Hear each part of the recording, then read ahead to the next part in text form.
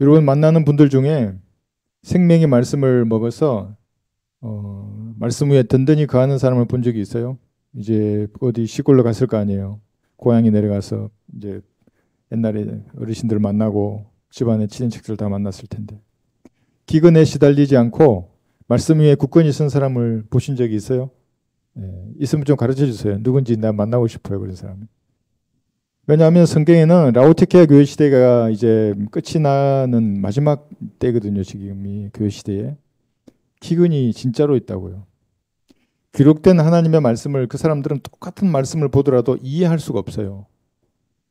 올바로 나누어 공부해버리면 말씀이 너무나 권위를 가지고 위력을 떨치기 때문에 그렇게 공부하지 않아요. 그 사람들은. 그래서 우리를 이단이라 그러고 그러기 때문에 구원받지 않은 사람들은 단 한 번도 생명의 말씀을 먹은 적이 없잖아요. 그건 당연히 기아에 쓰러져 죽어 있는 사람이고 그대로 살다가는 지옥에 가는 거 아닙니까? 구원받았다고 하더라도 간혹 있을 수 있어요. 간혹 구원받은 사람이 있더라도 바른 말씀으로 성장하지 않았기 때문에 그 모이면 똑같이 세상 사람들하고 똑같은 소리 한다고요. 그 세상 사람들 가치 기준이 있잖아요. 이게. 이걸 초월한 그리스도인을 본 적이 있냐고 여러분들이. 여러분밖에 없어요. 그래서 여기 한번 볼까요? 아모스 8장 11절에 기근이라고 하잖아요.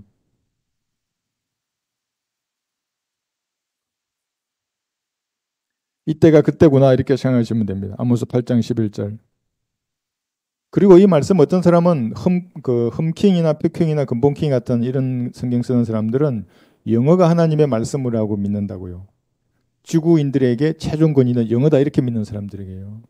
그럼 독일 사람들도 영어를 써야 되고 그리스 사람들도 영어를 써야 된단 말이잖아요. 그게 말이 되는 소리입니까 그게? 마귀들은 항상 모국어 성경의 권위를 파괴하게 돼 있어요. 과거에도 그렇고 지금도 그래요. 그만 목사님의 주석서를 공부했다는 사람들이 그걸 안 읽어봤는지 모르겠어요. 항상 모국어 성경을 공격한다고요. 한국 사람에게 영어가 최종 권위가 되면 영어를 아는 사람이 하나님이 되는 사람들이거든요. 그런 거 아무리 먹어도 기근에 시달리는 사람들이에요. 구원받은 사람이 있을 수 있죠. 그 사람들 중에도. 그런데 영적인 기근에 시달리는 사람들이에요. 주 하나님이 말하노니 보라 그 날들이 오리라 내가 그 땅에 기근을 보내리니 빵의 기근도 아니요 물로 인한 갈증도 아니라 오직 주의 말씀을 듣지 못하는 기근이니라. 그러니까 그리스도인들이 이 땅에 어떻게 살아야 할지를 전혀 몰라요. 사람들이. 하나님의 말씀 오늘 우리가 공부하겠지만 다 섞어버린다고요. 하나님의 가족들이 분명하게 세대별로 나누어지거든요. 그러면 그들이 구원받는 교리가 다 달라요. 오늘 이제 배울 거예요. 그럼에도 불구하고 교리를 섞어버리지 않습니까? 교리를 섞는다는 말은 진리가 섞인다는 거예요. 교리란 말의 의미가 뭐겠어요? 잘 생각해 보세요. 교훈은 이럴 수 있고 저럴 수 있어요. 사람의 형편에 따라 다르게 말씀을 영적인 교훈으로 나에게 적용해서 나를 고칠 수 있거든요. 그러나 교리는 하나라고요. 그게. 물론 역사적으로 그것이 그게 적용이 되지만 교리적으로 예언적으로는 그 뜻이 이 뜻이에요. 그게 성경이거든요. 이게 무서운 책이에요. 사실은 그러니까. 근데 이걸 다 섞어버리면 뭐가 되겠어요? 서로 상반되는 구절들을 풀이하는 그 목사나 교단이 최종적인 권위 하나님이 된다는 말이거든요. 그러니까 사실은 그런 거 아무리 먹어도 전부 영적 기근에 시달리는 사람들이에요. 솔로몬 오늘 5장 1장을 볼 텐데 이제 오늘 1절만 공부해요.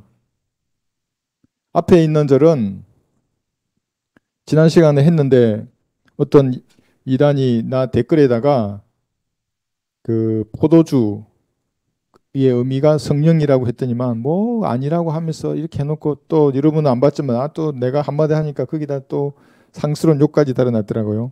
왜 포도주가 성령인지를 제가 몇 가지 구절을 좀 공부한 다음에 여기 마지막 구절 있잖아요. 제가 다시 5장 1절을 읽을게요. 한번 들어보세요. 나의 누이 나의 신부야 내가 나의 동산에 들어와 나의 몰약과 나의 향유를 거두고 나의 벌집을 나의 꿀과 더불어 먹었으며 내가 나의 포도주를 나의 젖과 더불어 마셨도다. 오 친구들아 먹으라. 오 사랑하는 사람들아 마시라. 실로 풍부히 마시라 그랬어요. 그래서 지금 1절의 후반부는 여기서 다룰 거예요. 1절의 후반부는 여기서 다룰 거예요. 마시라. 풍부히 마시라. 먹으라 그래요. 여러분들에게 주는 아주 주님의 권면의 말씀이지 않습니까? 마시지 않고 먹지 않으면 기근으로 다 쓰러져 죽는다고 이 땅을. 허덕이면 살게 돼 있어요. 자기 안에 하나님 예수님께서 영으로 거하시는데도 불구하고 그냥 사막을 걸어가는 것처럼 허덕이며 살게 돼 있어요. 근데 마시고 풍부히 마시고 먹으면 그런 삶에서 벗어나게 돼 있는 게 그리스도인이에요. 그러니까 왜 교회에 오래 다니는데 그렇게 난장판처럼 사는 거예요, 사람이. 바른 말씀을 먹지도 않고 마시지도 않고 종교적인 열성으로 살았기 때문에 그런 겁니다. 그러니까 그 잔이 다 차니까 그런 무서운 일들이 일어나는 거거든요. 근데 그거 하고 앞구절에 나와 있는 여기 있잖아요. 여기 포도주. 젖인데 포도주에 대해서 집중적으로 이렇게 공부를 한 다음에 이제 포도주와 젖을 말씀을 먹는 거에 비유하거든요. 그럼 어떻게 말씀을 먹는가? 시간을 써야 하는 겁니다. 값없이 먹을 거거든요. 주님이 값없이 그걸 여러분에게 선물로 주셨어요. 여러분들은 시간을 내서 그냥 읽으면 돼요. 근데 대부분의 사람들은 또 안 읽어요. 공부 안 한다고요. 했다 그런다고요. 했다 치고. 그런 데 대해서 한번 공부를 해보겠습니다. 자, 여기서 우리 아모스 얘기했죠. 8장 11절에 기근이라고 했어요. 젖에 대해서는 이견이 없어요. 구원 받았으면 베드로전서 2장 1절에서 2절에 나와 있는 말씀대로 영적으로 성장해야 할 의무를 가지고 있습니다. 그러니까 나는 성장 안 하기 위해서 그럼 뭐예요? 나는 평생을 기저귀 차고 살겠어 이 말이거든요. 그러니까 기저귀 찬 아기가 뭘 할 수 있겠어요, 영적으로. 세상은 갈수록 악해지고 마귀는 갈수록 교활해지잖아요. 모든 권세와 영광을 가졌다는 말의 의미가 뭐겠어요? 아주 웅장한 교회 건물과 꿀이 떨어지는 목사의 말들, 굉장한 돈을 다 가지고 있잖아요, 그 사람들. 자기 하고 싶은 거 다 한다고요. 물론 은혜의 복음은 못 주네요. 그렇지만은.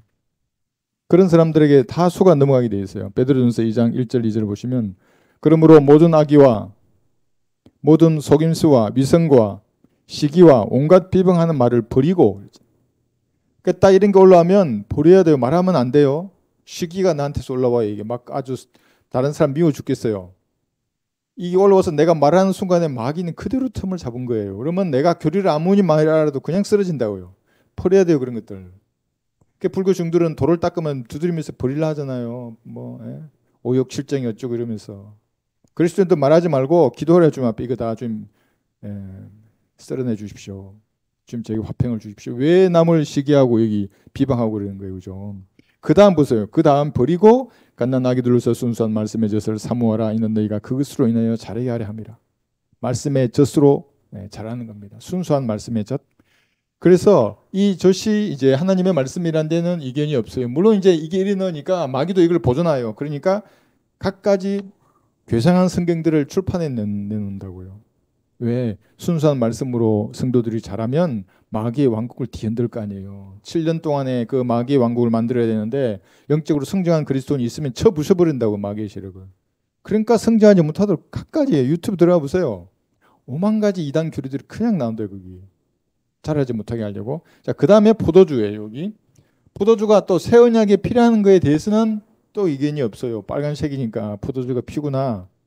그런데 우리와 저들은 또 달라요. 여러분들은 새 언약 그러면 예수님의 피로 계약을 맺은 성도들이 교회 시대에 예수님의 피를 믿음으로 구원받은 사람들이에요. 이제 나중에 우리 이것이 새 피조물이라고 이제 다시 공부를 할 텐데 예수님이 여기서 피 흘리심으로 그리고 부활하셨잖아요. 이 피를 내 의지를 써서 믿으면 즉시 영원한 생명을 받는 겁니다. 그러니까 사실은 구원받는다는 것은 너무나 쉬워요. 그 마귀가 이 구절도 바뀌었죠. 그죠? 네가 믿음으로 말미암아 은혜로 구원을 받았으니 이것은 너에게서 난 것이 아니요 하나님의 선물이라. 아니 이 선물을 받으면 되는데. 그래서 수많은 마귀의 교리를 또 여기서 만들어내요. 그 중에 하나가 여기 해놨죠. 여기 타락. 믿음은 뭐냐면 내 의지로 선물을 받을 때 여러분 의지로 받는 거 아닙니까? 선물을 주면 감사합니다 하고 받으면 된다고요. 그러니까 전적인 타락, 예정이나 택함을 말하면서 의지까지 타락했다 그래요. 그 미친 사람이에요. 그렇게 말하는 사람은. 미친 사람이라 말하면 마귀 들린 사람이란 말이에요. 물어보세요. 그 사람 식당 가면 의지가 타락해서 아무것도 못 시키는지. 짜장면이나 짬뽕이나 뭘 시켜야 될 거 아니에요. 의지는 타락하지 않아요. 다만 적극적이냐 수동적이냐만 달려있는 거지. 그런데 걔들은 의지까지 타락했다는 거예요. 스스로 믿을 수 없다고 말하는 거예요. 아니 믿을 수 없는데 그럼 예수님이 흙덩어리 인간들하고 장난치는 거예요? 내 마음을 다하여 주를 신뢰하라 그러고 주 예수 그리스도를 믿으라. 그러면 너와 내 집안이 구원을 얻으리라 그러는데 그럼 믿지도 못하는 사람들에게 의지가 타락했는데 믿으라 그러는 거예요. 그러면 그런 하나님을 이상한 신으로 만드는 사람들 그 사람들은 너무나 쉬운 그냥 달콤한 사형리 같은 은혜의 복음으로 변질시켜 버린다고요. 죄의 지옥 심판은 빼버리고 예수님 믿으면 행복하다. 이게 30초 영적 기도도 있어요. 그 순복음교회 어떤 목사가 이거 따라하면 구원받는데요. 그게 주문인 줄 아는 거예요. 영적 기도가. 이게 마귀의 수작이 얼마나 이 믿음이 너무나 쉬운데 믿음을 행사하면 영원히 사는 거예요. 그러면 기근이 없어요 다시. 그러니까 이런 거죠. 그 다음에 깨달으면 또 구원을 받는다. 이래가지고 이제 구원파가 등장한 거 아니에요. 예? 그러니까 뭐 예수님한테 안수하니까 세상제가 예수님께 넘어가고 십자가에서 처리했다. 그러고. 그러면 공생애 시작할 때 예수님이 죄인이 된 거잖아요. 만왕의 왕이 죄인이었어요 그때. 그때 십자가에 못 박혀야죠. 왜 3년 반이나 지난 후에 못 박히는 거예요? 대답할 수 있어요? 이완 신화 박옥선 목사가? 대답하면 내가 그쪽으로 찜 싸들어 가야지. 그게 맞다면은. 그러니까 말도 안 되는 교리를 만들어내서 믿음으로 이게 너무나 쉽게 구원받을 수 있는데 교묘하게 만든다고요. 그러니까 구원받으면 어떻게 돼요? 자기가 지옥에 갈 수밖에 없는 죄인임을 시인하면 되거든요. 근데 구원파 만나면 의인이라부터 말 놔버린다고 그냥. 그 나중에 믿어야 의인이 되는 거고 지금은 마귀의 자식이에요. 태어나는 순간에 누구나 마귀의 자식으로 태어난다고 사람은. 영이 거듭나야 하나님의 자녀가 되는 건데. 이 간단한 차이를 모르게 만든다. 그럼 마귀가 얼마나 교묘하냐고 이게. 예수 그리스도 피를 믿으면 이제 새 피조물 되는 건데요. 한번 볼까요 여기? 마태복음 9장 보시면 마태복음 9장 16절 왜 포도주인지 지난 시간에 했지만 다시 한번 볼게요. 그러니까 이걸 얘기해도 그들은 구원받지 않았기 때문에 나를 이단으로 생각하지 성경이 뭔 말인지 도저히 알 수 없어요. 여러분들은 정확히 개념을 잡으시면 됩니다. 새 천조각을 낡은 옷에 대고 깁는 사람은 아무도 없나니 이는 기울이고 된 천조각이 그 옷을 당겨 더 흉하게 찢어지기 때문이라. 새 포도주를 낡은 가죽 부대에 붓는 사람은 아무도 없나니 그렇게 하면 가죽 부대가 터져서 포도주도 쏟아지고 부대도 망가지게 되나 새 포도주를 새 가죽 부대에 넣으면 둘 다 보존되느니라고 하시더라. 여러분 잘 한번 보세요. 이 질문에 대한 답이 누가 질문했냐 하면 여기 나와 있죠. 9장 14절에 보면 침례인 요한의 제자들이 이런 질문을 하는 거예요. 14절에서 보세요. 그때 요한의 제자들이 주께 와서 말씀드리기를 우리와 바리새인들은 금식을 자주 하는데 어찌하여 당신의 제자들은 금식하지 아니하나이까 라고 이렇게 말씀하잖아요. 그죠? 이들이 누구예요? 요한복음 3장 여기 29절에 보면 신랑의 친구들이라고요. 그래서 이게 나온다고 이게 지금. 신랑의 친구들은 율법파에 있는 유대인들을 말하는 거예요. 이 친구들 선지자. 이게 다르거든요. 이게. 이 말이 무슨 말이에요? 지금 예수님이 이 질문에 대해서 이렇게 지금 답을 하잖아요. 그 말의 의미는 경륜이 다르다는 거예요. 교회 시대의 성도는 무슨 말이에요? 교회 시대의 성도는 새 포도주나 새 천조각으로 된 성령을 받을 수 있는 사람들이에요. 새 가죽 부대, 새 옷이에요. 이렇게 복잡한 걸 예수님이 지금 단 두 구절로 그들에게 답을 가르쳐 줬는데 아직 알 수도 없죠. 그들은. 그죠? 거듭나지 않은 사람들이니까. 그러니까 새 가죽 부대는 새 포도주를 넣을 수 있어요. 그리고 새 천조각은 새 옷에 붙이잖아요. 그러면 이게 보존이 되는데 그렇지 않고 낡은 가죽 부대, 낡은 옷 이 사람들은 터져버리잖아요. 성령을 받을 수가 없어요. 이게 다른 세대의 사람들이거든요. 이게 여기 있는 거. 교회 시대 이외의 시대의 사람들은 이렇게 성령이 영원히 거하지 않는 사람들이에요. 경륜이 다른 것을 예수님이 여기 출근하죠. 이렇게. 경륜이 다른 것을 예수님께서 그들에게 말해주고 있어요. 근데 이 사람들 알지 못했을 거예요. 성경을 아직 알지 못했어요. 이 말을 듣는 사람들은. 그리고 지금 우리가 지난 시간부터 해서 계속 말하잖아요. 성경을 아직 모르는 사람들에 대해서. 그러니까 이걸 아무리 얘기해도 경륜이 다르다. 그 무슨 말이에요?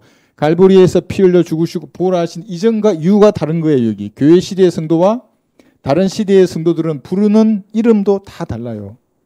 구원받는 방법도 다 달라요.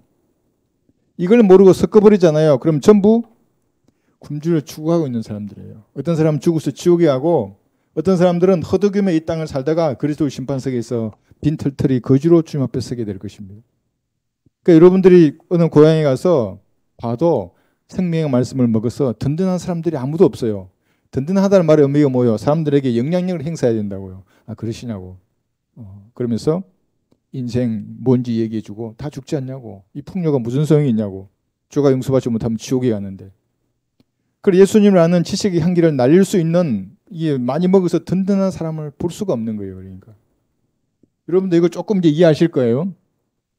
다른 거예요. 그죠? 이렇게 이 새 가죽 부대와 새 옷, 신약의 성도들을 새 피조물이라고 그래요. 고린도후서 5장 17절 보시면 고린도후서 5장 17절. 여러분들은 새 피조물입니다. 그래서 새잖아요. 새 가죽 부대, 새 옷, 새 피조물. 그 다음에 뭐가 남았어요? 새 예루살렘 도성에 가는 겁니다. 이 사람들이 가는 게 아니고, 물론 예외도 있어요. 성도 중에, 이 성도들 중에 예외적으로 들어온 사람 있지만 주는 여기에요. 새 피조물, 그죠? 새 가죽 부대, 새 옷. 그러므로 누구든지 그리스도 안에 있으면 새로운 피조물이라. 옛것들은 지나갔으니 보라 모든 것이 새롭게 되었도다 그랬어요. 이게 무슨 말이에요? 모든 것이 새롭게 되었다는데, 그렇다고 해서 이 욕망이 없어진 게 아니에요. 아담의 본성은 이 육신의 장막을 벗어날 때까지 계속 따라다닌 거예요. 근데 뭐가 생기냐면 새로운 관점이 생긴 거예요. 그게 영적인 품성이라 하거든요. 아담에 속해 있던 사람이 내가 구원받는 순간에 이제 새 피조물이 됐어요. 예수님이 영으로 들어왔어요. 이게 영적 수술이 일어났어요. 이렇게 딱 돼버린 거예요. 이렇게 돼버리면은 그 전에는 몰래 먹는 빵이 맛있었어요. 그렇게 되는 순간에 몰래 먹는 빵이 싫어져요 이제. 그러니까 내가 술주정뱅이가 단숨에 술을 끊는다는 말은 아니에요. 한 번 술에 손을 대는 사람은 평생 따라다닌다고요. 그게. 여러분이 즐겼던 죄가 뭔지는 모르겠지만 그 죄에서 끊었잖아요. 이제 내가 안 하겠다고 하지만 호소력을 가진다고. 제가 뭐 하면 계속 보여준다. 하라고. 그렇지만 그것과 싸우는 새로운 사람이 여러분 안에 생긴 거예요. 그래서 제가 계속 예화를 들잖아요. 뒷골목에 술 취해서 비틀거려도 찬송 부르게 돼 있다고요. 그게 내 안에 뭐가 있다고. 그 전에 없던 사람이. 저는 이걸 너무나 잘 알아요. 그 추운 겨울날 경기도 포천에서 내가 몇 번 쓰러졌잖아요. 골목 길거리에서. 그 뭔지는 모르겠더라고. 도대체 이 뭐지? 이게 막 속에서 그걸 뭐라고 그러냐면 새 사람의 분노라고 그러는 거예요. 죄를 짓잖아요. 새 사람이 안에서 분노한다고요. 그만하라고. 너는 비참해진다고. 막 속이 막 안에서 이게 올라와요. 이게. 근데 그거를 평생 가거든요. 그게 물론 이제 새 사람이 강해지면 이제 좀 이게 점점 줄어들긴 하지만 여기 있잖아요. 새 사람의 분노가 생기는 거거든요. 예. 새 피조물이 된 거예요, 이 사람들이. 예. 성령을 자기 안에 여기 있죠. 교회 시대에 성전이 된 신약의 성도들을 말하는 겁니다. 그래서 여기 이게 세 사람 해놨어요. 여기에 세 사람. 삼손은 어땠어요? 율법 아래 삼손이 있었잖아요. 율법을 지키는 동안은 성령이 떠나지 않아요. 근데 거부하잖아요. 그게 주님 뜻을 어기죠. 그럼 떠나버렸죠. 다시 들어와요.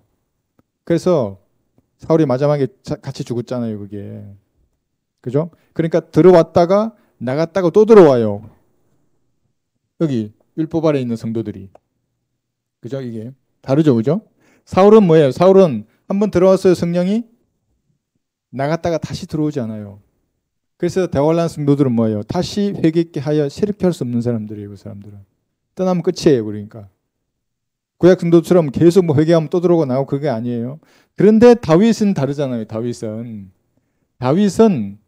이렇게 줄 했죠. 이렇게 이 예표로 보여주는 사람이에요. 다윗은 살인과 간음을 했으면 당연히 성령께서 떠나야 돼요. 삼손처럼 되었다면, 사울처럼 되었다면. 근데 안 떠나잖아요. 시편 51편 볼까요? 다윗은 떠날 걸 알았기 때문에 떠나지 말라고 주님 앞에 성령님을 거두지 말라고 간구드렸어요. 만약에 떠나서 어떻게 돼요? 다윗은 끝나는 거예요. 여기 네? 다른 사람은 하나님께 쓰셨을 거예요. 시편 51편 여기 1절 보시면 오 하나님이여 주의 자애하심을 따라 나에게 자비를 베푸소서. 주의 온유한 자비의 봉사함을 따라 내 죄들을 지워버리소서. 이렇게 하고 51편 여기 11절 보시면 주의 면전에서 나를 내어 쫓지 마시고 주의 거룩한 영을 능해서 거두어 가지 마소서예요. 다윗은 성령님이 떠날 것 같으니까 거두어 가지 마소서 그랬어요. 물론 교회시대 성도를 예표를 보여주기 때문에 떠나지 않았어요. 그런데 이건 또 달라요. 여기 있잖아요. 여기 히브리서 여기 6장 6절 보세요. 히브리서 6장 6절 보시면 히브리서 3장에도 나와요. 성령의 동참자가 되고 그 사람 6장 6절에도 5절부터 보시면 4절부터 봐요. 한번 깨우침을 받고 하늘의 선물을 맛보며 성령의 동참자가 되고 하나님의 선한 말씀과 오는 세상의 능력을 맛본 자들이 만약 떨어져 나간다면 다시 새롭게 하여 회개시킬 수 없나니 이는 그들이 스스로 하나님의 아들을 다시 십자가에 못 박아 공개적으로 조롱함이라. 환난 성도들이거든요. 이게 다르잖아요. 지금 이것이 이 다르다는 것을 알지 못하면 성경의 말씀을 아무리 읽고 공부하더라도 기근에 시달리는 사람이에요. 이 사람은 성경이 모순이 되는데, 그죠? 예. 이 히브리서 6장을 왜 그러냐면 엊그제 저한테 절 이단이라고 했던 어떤 사람이 있는데 내가 그 사람 프사를 봤거든요. 유튜브에서 나보고 이단이라 하더라고요. 이단이고 막 이러면서. 그러니까 히브리서 6장을 프사로 걸어놨더라고요. 그 사람 구원 받았겠어요? 받지 못하겠어요? 환난 성도가 되려고 노력하는 사람이잖아요. 아마 몰라요. 목베이는 영습도 할지도. 그러니까 전부 기근에 시달리는 사람들이에요. 이게 생명의 말씀을 구경도 못했다고. 이건 나누지 않으면 생명의 말씀하고는 멀리 떨어져 있는 사람이에요. 자기는 뭐 교회에서 뭐 장로고 목사고 뭐 하는지 모르겠지만 하나님하고는 무관한 사람들이라고. 그죠? 이게 다르다는 거죠. 이거 한번 더 볼까요? 시편 45편 보시면 여기 또 나와요. 다르다는 것이.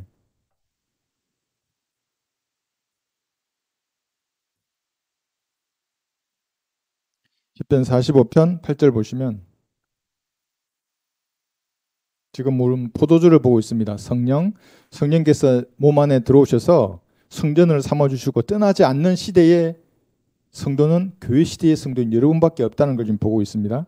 시편 45편 8, 9절 보시면 당신의 모든 옷에서는 상하 궁전에서 나는 몰약과 알류에와 계피의 향내가 나며 예수님의 향기예요.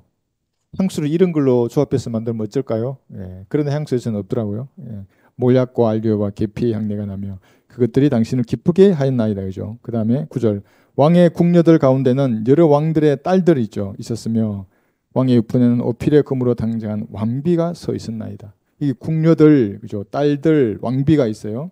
그 다음에 여기 13, 14절 보시면 왕의 딸이 안에서 온갖 영화를 누리나니 그녀의 옷은 금으로 짰도다 그랬어요. 이게 딸이죠. 단수잖아요. 그죠? 그녀가 수놓은 옷을 입고 이게 좀 단수예요. 교회 시대의 여러분을 예표로 보여주는 겁니다. 왕께로 인도될 것이요 그랬죠. 그러니까 13절에 이 금은 구원받을 때 예수님의 의가 증가된 그것을 보여주는 거예요. 그러니까 누구나 금을 가지고 있어요. 그리스도인들은. 그 다음에 여기 14절에 수놓은 옷 이름은 자기의 행위로 수놓은 그 의, 세마포를 말하는 겁니다. 왕께로 인도될 것이요. 그를 따르는 그의 동료 처녀들 왕께로 인도된다는 거예요. 그러니까 그뿐만 아니라 솔로몬의 노래 한번 보세요. 솔로몬의 노래 6장 여기 8절 보시면 왕후 후궁 나와요. 그러니까 세대적 진리를 거부하는 사람들은 자기 구원도 왔다 갔다 하는 사람들이에요. 전부 다. 어떨 땐 행위로 구원받고 어떨 땐 믿음으로 받고 어떨 땐 섞어서 받고. 그죠? 솔로몬의 노래 6장 여기 8절을 보시면 왕후가 60이요 후궁이 80이요 처녀들은 셀 수도 없으나 나의 비둘기 나의 더럽히지 않는 자는 오직 하나요 그녀는 그녀의 외동딸이며 그녀를 낳은 어머니의 귀한 사람이라 딸들이 그녀를 보고 그녀를 축복하니 정녕 왕후들과 후궁들과 그들이 그녀를 칭찬한도다. 교회 시대의 성도를 항상 단수로 표현하자고요. 단수. 근데 나머지 시대의 사람들을 보세요. 전부 들 이제 복수잖아요. 이게 궁녀들, 손님들, 후궁들, 친구들, 처녀들, 손님들 이 마찬가지예요. 나머지 시대 이 시대 사람들. 왜 그러냐면 어린 양의 혼인식을 치르는 신부는 단수라고요. 그렇지 않아요? 그러니까 이거 지금 사람들에게 이해를 시키기 위해서 주님이 이거 예외하러 든 거예요. 얼마나 이해하기 쉬워요. 신랑 신부, 신랑은 예수님, 신부는 예수님의 피로 구원받은 성도들이에요. 그런데 만약에 그게 아니라 신랑과 결혼하는 신부가 손님들이고 궁녀들이고 무슨 이게 덜 붙으면 처녀들 이래버리면 이게 말이 안 되잖아요. 어떻게 사람들에게 주님 이거 이상한데요? 주님이 처녀들과 결혼하시는 겁니까? 손님들하고 결혼해요? 말이 안 되는 거예요. 친구들하고 결혼해요? 말이 안 되잖아요. 이게. 그죠? 예. 고린도후서 11장 2절 보시면 여기서도 한 순결한 처녀라고 지금 여러분 이렇게 해버리면 지금 이렇게 나누잖아요. 그러면 마태복음 25장 가지고 고민할 필요가 없어요. 계시록 7장이나 14장 같은 그 신천지의 이상한 교리에 속일 필요가 없어요. 거기는. 고린도후서 11장 2절 보시면 이는 내가 경건한 질투로 너희에게 질투를 느낌이라. 내가 너희를 한 남편에게 정혼시켰나니 이는 한 순결한 처녀로 너희를 그리스도께 바치려는 것이라. 한 순결한 처녀예요. 다르잖아요, 그죠? 들 복수가 아니에요. 그 다음에 마태복음 13장 46절 보세요. 진주예요. 마태복음 13장 46절.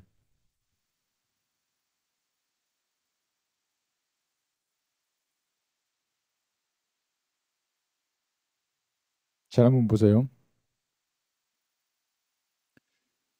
마태복음 13장 46절. 그가 매우 값진 진주 하나를 찾아가서 자기의 모든 소유를 팔아 그것을 샀느니라 그랬어요.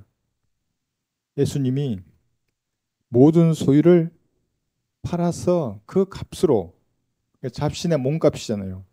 여러분을 산 거예요. 그 여러분이 진주라고요. 그것이. 다르요, 다른 시대 사람들하고. 그래서 그걸 한 몸이라 한다고요. 한 몸. 자, 여기까지 여러분 따라오셨다 그러면 지금 다른 세대의 사람들 했죠. 그죠? 대환란 때는 유대인과 이방인으로 또 나눠지죠. 율법파에서도 유대인과 이방인이 나눠지죠. 이거 왜 나눠져요? 율법이 살아있는 세대에 가면 유대인과 이방인으로 항상 나뉘어져요. 그러면 주님은 누구를 다루세요? 유대인들을 다루신다고요. 이방인들은 개처럼 취급했어요. 항상. 그래서 그 여인이 그러잖아요. 응? 주인의 상에서 떨어지는 부스러기를 먹는다고 걔들도. 그러니까 주님이 그 여인의 믿음을 보시고 칭찬하시잖아요. 그 여인에게. 그러니까 다르다고 여기. 대환란 때 유대인이 여기 마태복음은 처녀들이라고 말하지만 계시록 7장이나 14장에서는 남자 동정들이 있어요. 여자도 아니고 남자 동정들. 그리고 이방인들은 흰옷 입은 무리들. 이게 다르잖아요. 이게 그럼 구원받는 방법이 같아요, 달라요, 이렇게. 이 같다고 그러면 이제 영적인 기근에 시달린 사람이에요. 다르죠, 다. 그래서 여기 이제 밑에 보세요. 여기 고린도전서 12장 13절을 보시면 고린도전서 12장 13절.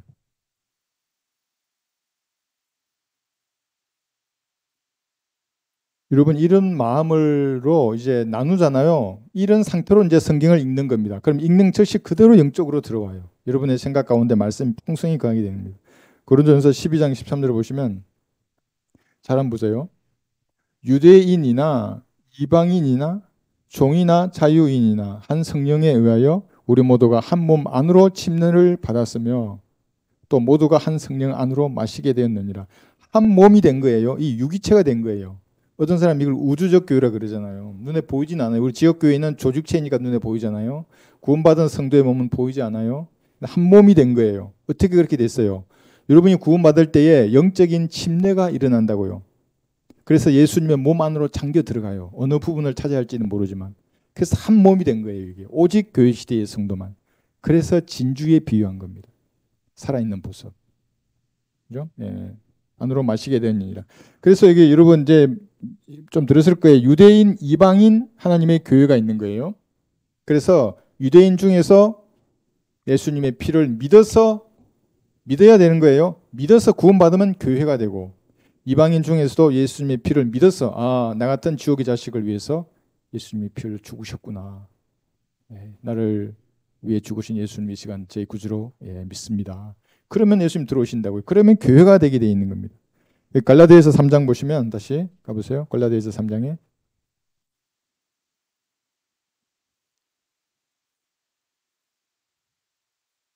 이걸 모르고 천년왕국 성도가 구원받는 방법대로 마태복음 5, 6, 7장을 지키려고 하는 사람이 얼마나 많아요. 나 그 페이스북에 친구들 보면, 친구가 아니지만 누군지도 잘 모르지만 그런 사람들 보면 정말 자기는 영적인 기근에 시들어 지금 죽어가고 있는데도 그걸 모르고 갈라디아서 3장 27절 보시면 너희 가운데 그리스도 안으로 침례를 받은 사람은 그리스도로 옷 입었느니라 그랬죠. 28절 유대인이나 헬라인도 없고 종이나 자유인도 없으며 남자와 여자도 없으니 이는 너희 모두가 그리스도 예수 안에서 하나이기 때문이라.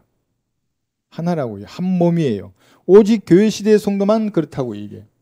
지금 그 얘기를 예수님이 이 비유로 한 거예요. 지금 너희들은 새 가죽 부대이고 새 옷이란다. 구원받지 않지 이게. 영적 수술이 일어나지 않은 사람들, 이 사람들이에요. 모두 터져서 죽을 거예요. 그 한가위 맞아서 사람들은 얼마나 풍요롭다고 그래요? 예, 그대로 예수 그리스도를 영접하지 않으면 여러분의 그들의 결말을 알잖아요. 예언의 영을 다 가지고 있다고 그리스도인들은. 아, 이분 10년, 20년, 30년 연세가 80 정도 되시면 이제 뭐 많아야 20년이잖아요. 예수님 오실 때도 이제 다가오긴 했지만 그렇게 살다가 그대로 죽으면 지옥에 가는 거거든요. 그것이 풍요로운 게 아니죠, 그게. 그죠?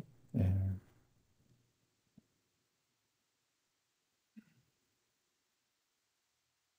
자, 됐죠? 그래서 여기 따라가 보시면 여기 뭐 복잡하게 줄 그어놨는데 여기 영적 수술이네요, 그죠? 골로새서 2장 11절을 보시면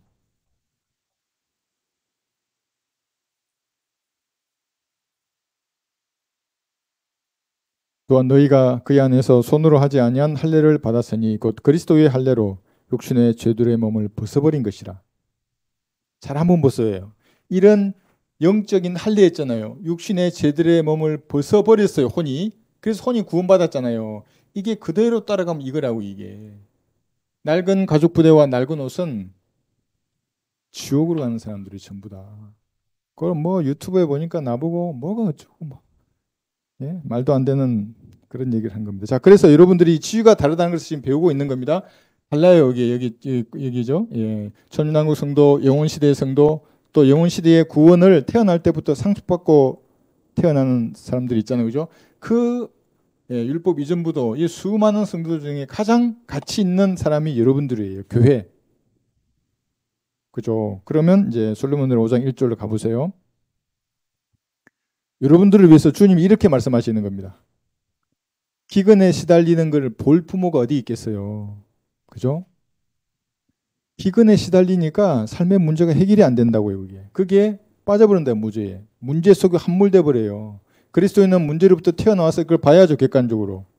그 기도도 할 수 있을 거 아니에요. 근데 그게 함몰돼 버리면 어떻게 풀 수 있어요. 그것을. 그죠? 근데 여기 보세요. 마지막 부분 솔로몬 노래 5장 1절에 내가 나의 포도주를 나의 젖과 더불어 마셨도다. 오 친구들아 먹으라 그랬어요. 풍성한 삶을 주님이 준비해 두셨어요. 그리고 오 사랑하는 사람들아 마시라.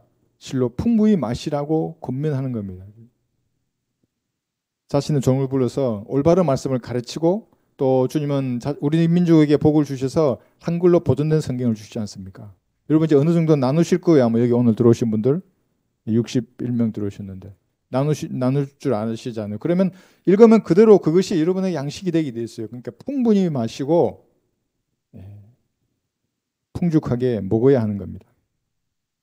에베소서 1장 6절 보시면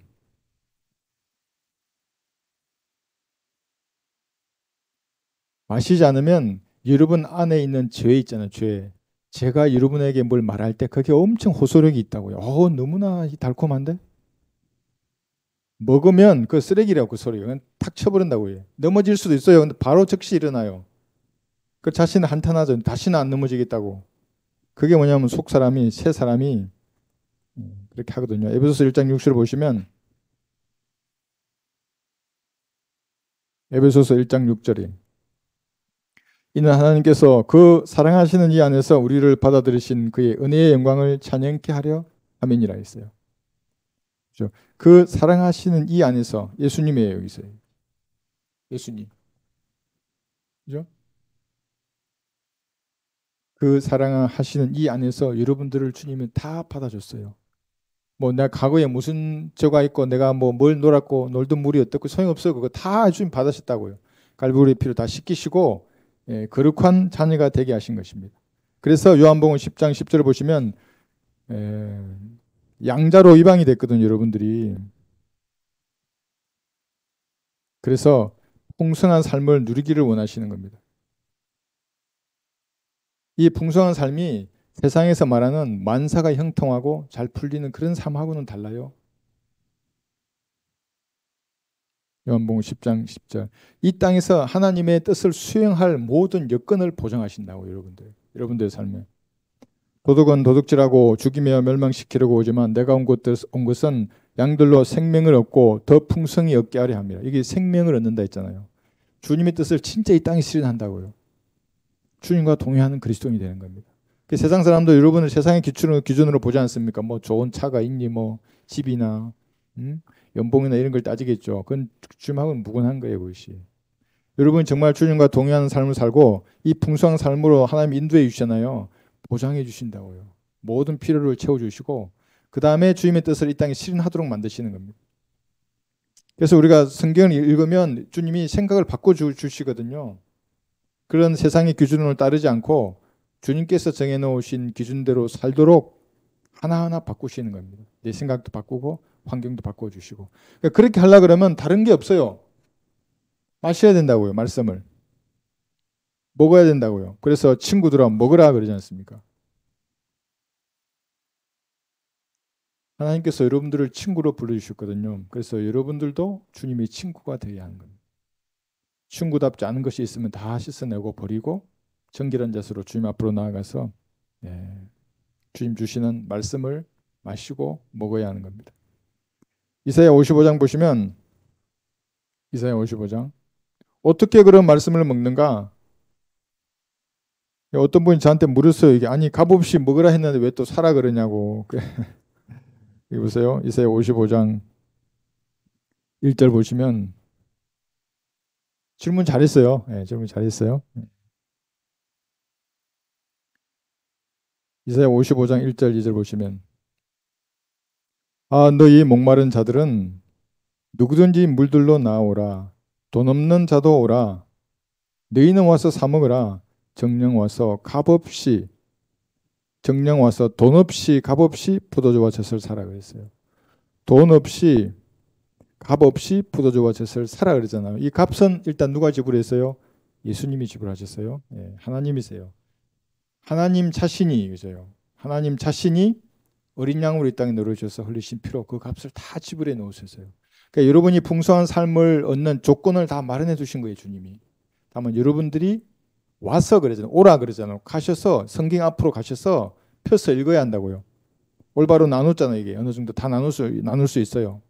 그리고 읽는 거거든요. 그러면 이게 사는 거예요. 근데 성경 앞으로 안 가요. 펼치지 않아요, 이렇게. 또 성경을 읽는데 마음을 찌르는 죄들을 차별을 안 해요. 그러면 이제 못 먹는 거예요, 그게. 앞에 있는데. 진수성찬이 앞에 두고 그 못 먹는 거예요. 부모 마음이 어떻겠어요? 얘들 어떻게 해야 먹이지, 이거를? 저는 군대에 있을 때 밥 안 먹는 병사들 좀 미안하긴 한데 전부 연병장 집합이에요. 연병장 20바퀴만 돌면 돼요. 밥 잘 먹는다고요. PX 못 가게 문장 걸어 잠그고. 그러니까 밥 때 밥을 먹어야 전투력을 발휘할 거 아니에요. 밥 때 되면 전부 그 컵라면 먹고 무슨 과자 먹고 그게 되겠어요, 전투력의 유주가. 그럼 체육복 차림으로 운동에 나와서 한 10바퀴 20바퀴 돌고 그럼 배고프거나 젊은 애들이 그건 이제 먹는 거거든요. 그래서 그리스도인에게 고난을 허용하시는 겁니다. 안 먹는다고요, 말씀을. 이거 앞에 차려놓고 있는데 먹으라고 그래도. 인생이 계속 고난이 다가오는 겁니다. 그래서 어떤 사람은 사랑하시니까 이제 올바로 나누어 공부하는 법을 가르쳐줘요. 그래도 안 해요. 그 연명장 되돌아야지 뭐 어떡하겠어요, 그러면. 그죠? 이사야 여기 55장 다시 여기 1절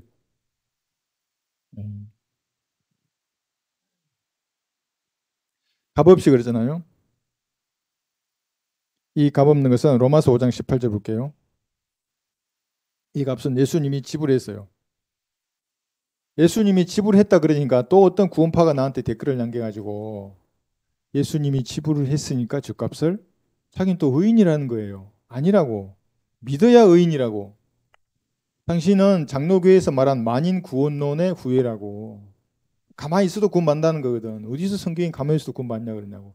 내가 지옥에 갈 죄인임을 시인하고 예수님의 피를 믿으면 그때 의인이 되는 거라고. 근데 구원파는 이 의인으로부터 말하지 않냐고. 이스라엘에 가서 복음 전할 때 보니까 의인이라는데 거기서 지옥에 불에 대해서 말했어야 된다고. 너희들을 엘로힘이었던 그 하나님이 육신으로 나타나셨다고. 예수님이 여호와 하나님이 육신으로 나타나신 분이 예수님이라고. 그걸 거부하면 여러분 지옥에 한다고 말했어야 된다고. 이거 대놓고 의인이라 그러고 영접기도도 안 하고 그게 뭔 복음이에요 그게. 로마서 5장 18절 보시면 그러니까 자기들은 기근에 시달리는 줄도 모르고 그게 참 진리인 줄 알고 따라간다고요 사람들. 로마서 5장 18절 그러므로 한 사람의 범죄로 말미암아 심판이 모든 사람에게 임하여 정죄에 이른 것 같이 한 사람의 의로 말미암아 값없는 선물이 모든 사람에게 임하여 생명의 의롭다 하심에 이르렀느니라. 한 사람의 불순종으로 인하여 많은 사람이 죄인이 된 것 같이 한 사람의 순종으로 인하여 많은 사람이 의인이 되리라. 이 많은 사람이잖아요. 모든 사람이 의인이 되는 게 아니라 예수님을 구주로 믿는 사람, 영접하는 사람이 의인이 되는 거예요. 그죠? 예. 그리고 여기 로마서 6장 23절. 이는 죄의 삭은 사망이요 하나님의 선물은 예수 그리스도 우리 주로 말미암은 영원한 생명이기 때문이라. 그러니까 복음을 전할 때도 이 죄의 삭을 먼저 말해야 하는 겁니다. 항상이에요. 그 다음에 선물을 말해야지. 이걸 싹 바꿔가지고 선물부터 말해야 하나님이 네 죄를 용서해 주셔서 너 의인이야? 죄의 삭은 그걸 먼저 말해야 된다고요. 사람은 다 죄를 짓지 않냐고.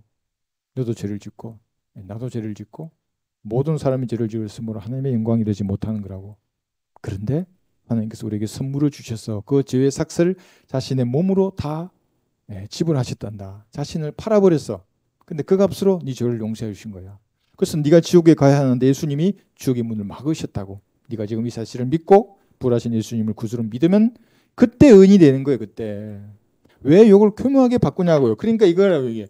믿으면 되는데 이거 그 타락했다 그러고 달콤하게 바꾸고 또 깨닫는다고 하는 괴상한 복음으로 은혜의 복음의 빛을 가리는 것입니다. 그래서 여러분들이 시간을 써야 돼요. 하루에 시간을 얼마나 쓰세요? 성경을 읽는데, 진리의 지식을 읽는데, 또 번개와 같이 들어와가지고 말씀 듣는데 시간을 얼마나 쓰는 겁니까? 여러분의 생각 가운데 말씀이 풍성히 거하게 해야 합니다. 그래야 여기 나왔잖아요. 마시라, 그리고 풍부히 마시라. 친구들아 먹으라 그러잖아요. 주님이 얼마나 안타까우시겠어요. 그리고 앞에 진수성찬 있는데도 먹지 않고 고집 부리다가 빼빼 말라가잖아요. 어떤 사람이. 어떻게 하겠어요 그거를. 다 의지를 가지고 있는데. 주님은 신사이시기 때문에 구원받을 때도 강제로 마음의 문을 열지 않잖아요. 그 사람이 헌신할 때도 강제로 헌신을 하게 하지 않고 말씀 앞에 다가와서 그가 말씀을 읽고 시간을 들여서 공부할 때까지 안 깨우쳐 주신다고요. 그러니까 와서 먹으라고 여기에 있다고. 풍부히 마시고 먹어서 이 갈증을 해소해야 한다고요.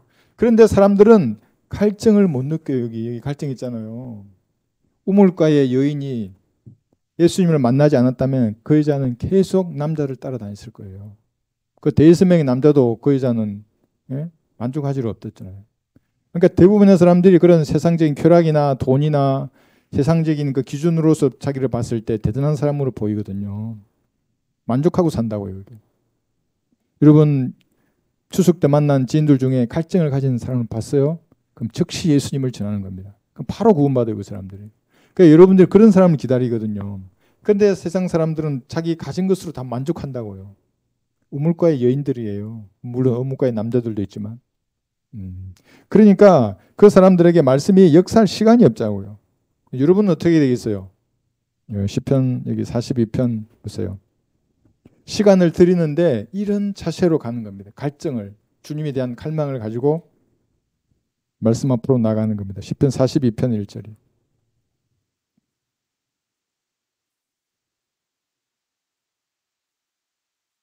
시편 42편 1절에서 3절 보시면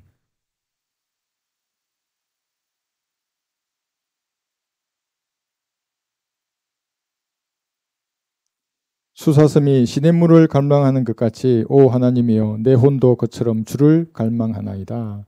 내 혼이 하나님 곧 살아계신 하나님을 갈망하오니 내가 언제 나아가서 하나님 앞에 서겠나이까. 여러분 의인이 하나님하고 논쟁할 시간이 있어요. 그때가 언제입니까? 그리스도의 심판석이에요. 그러니까 여러분이 지금 당하는 이 어려움의 모든 것들은 그리스도의 심판석에서 주님하고 대화할 시간이 있을 거예요. 지금 모를 수도 있어요.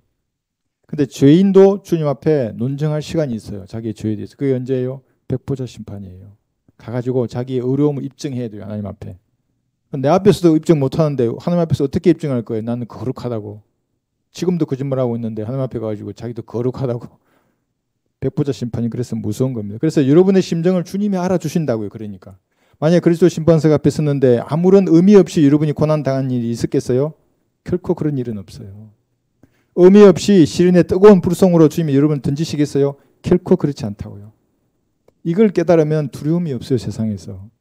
내가 지금 육신의 잔머리를 벗어서 하나님 앞에 가야 할 시간이 왔어요. 의미 없이 그러지 않는다고요. 그러니까 죽음을 두려워하지 않는 유일한 사람이 그리스도인이에요. 이 가치를 아는 사람도 이 가치를. 다른 세대의 사람들은 죽어 봐야 자기가 구원받았는지 안 받았는지를 안다고요. 여러분 이것의 차이를 가만히 한번 생각해 보세요. 이게 율법이 살아있잖아요. 이 시대 사람들이 이게. 이 사람들도 마찬가지예요. 정말 떨며 두려워해야 한다고요. 그러나 교회시대 성도는 그게 아니지 않습니까? 그래서 여러분이 시련이 닥치면 주님 앞에 모든 것이 합력해서 선이 되게 하신다는 주님 앞에 아뢰는 거예요, 여러분. 마음을 통해서. 그러면 주님하고 친밀해지거든요. 그때 기도 응답하신다고, 그때. 그렇지 않으면 평행선이에요. 그냥 이렇게 쭉 그냥 가시는 거예요. 그죠? 시편 6편 6절 보세요.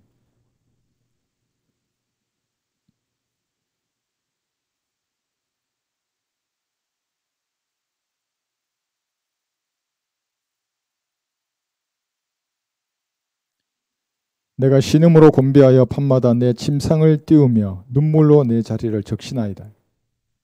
다양한 이유가 있어요.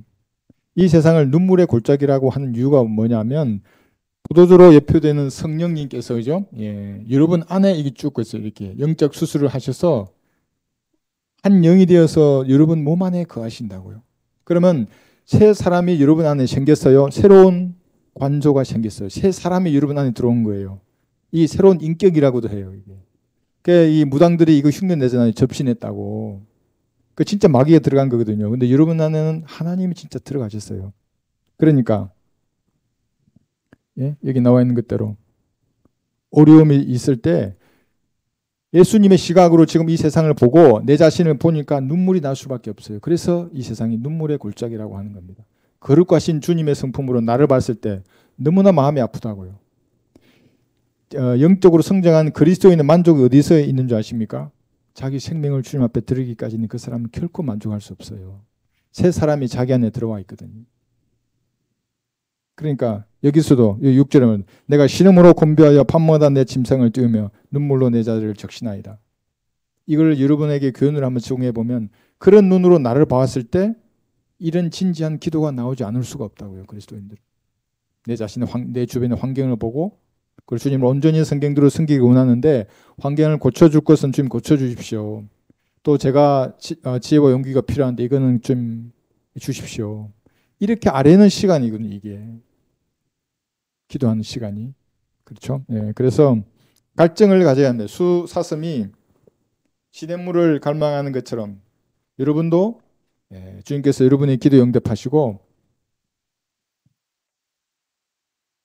주님과 동의하는 삶을 살 수 있도록 무언가 역사가 있어야 되지 않겠습니까? 그죠? 예, 그런 갈망하는 자세를 가지고 말씀 앞으로 가서 포도주와 젖을 이렇게 사야 하는 겁니다. 예. 그러면 이 말씀이 이제 여러분에게 하시는 말씀이 되는 겁니다. 오 사랑하는 자들아 마시라. 풍부히 마시라. 친구들아 먹으라. 이렇게 되는 겁니다. 자, 오늘은 여기까지 공부하겠습니다. 오늘 공부 마치고 기도하실 때 그래서 여러분의 치유가 어떤 것인지를 다시 한번 생각해 보시고 그리스도인들이지 않습니까? 주님께서 이 인류가 시작됐잖아요.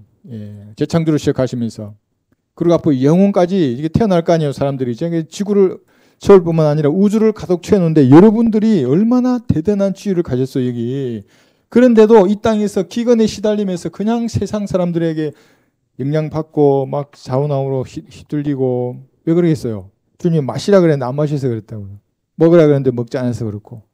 그래서 제가 말씀 앞으로 가서 주님 주시는 것으로 먹고 마실 수 있도록 주님 이 말씀 앞에 깨닫게 해주시고 저로 영적 양식으로 든든히 가게 해주십시오. 이렇게 기도하고 여러분 성경 읽으시고 또 이렇게 진리의 지식으로 충분했으면 좋겠습니다.